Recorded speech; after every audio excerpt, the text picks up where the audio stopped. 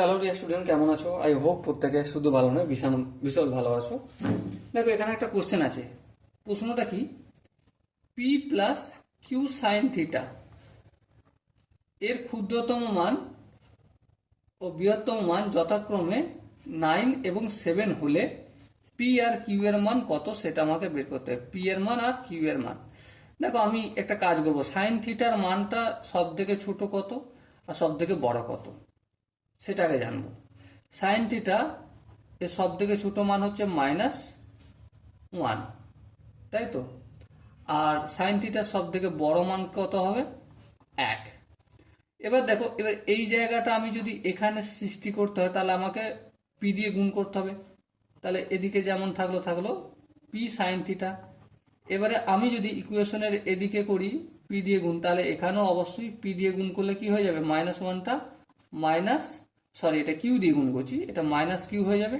আর এখানটা 1কে কিউ দিয়ে গুণ করলে কিউ হয়ে যাবে।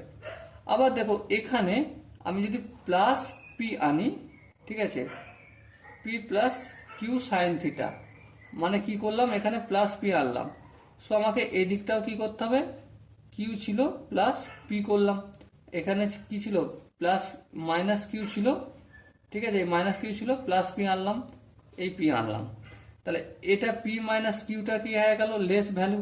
আর এখানে পি কিউ প্লাস পিটা হয়ে গেল মোর ভ্যালু, মানে বৃহত্তম মান। বইয়েতে কি বলেছে? ক্ষুদ্রতম মানটা কত? দেখো, কোশ্চেনে বলেছে ক্ষুদ্রতম মান হচ্ছে 7, তাই তো? আর বৃহত্তম মান হচ্ছে 9। তাহলে আমরা কি পাচ্ছি? P minus Q equal to 7 আর P plus Q equal to 9।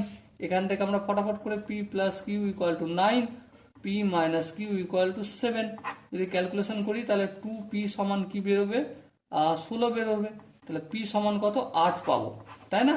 আবার একইভাবে যদি এখানে আমি পুট করে দিই Q equal to 9 minus P, তাহলে 9 মাইনাস পি এর ভ্যালু কত? 8 লিখলাম পি এর ভ্যালু। তাহলে 9 থেকে 8 বিয়োগ করলে 1, তাহলে কিউ এর মান কত পেলাম? 1, আর পি এর মান কত পেলাম? 8। So my dear Watson, I hope প্রত্যেকে বোঝা গেছে। Option C is the right option. যদি কোনো জায়গায় ডাউট থাকে বা কনফিউশন থাকে তাহলে কি করতে হবে? কমেন্টে অতি অবশ্যই জানাতে হবে। ওকে, সো ডিয়ার স্টুডেন্ট, দেখা হচ্ছে পরবর্তী সেশনে। ততক্ষণ পর্যন্ত ভালো থেকো, সুস্থ থেকো এবং জয় হিন্দ।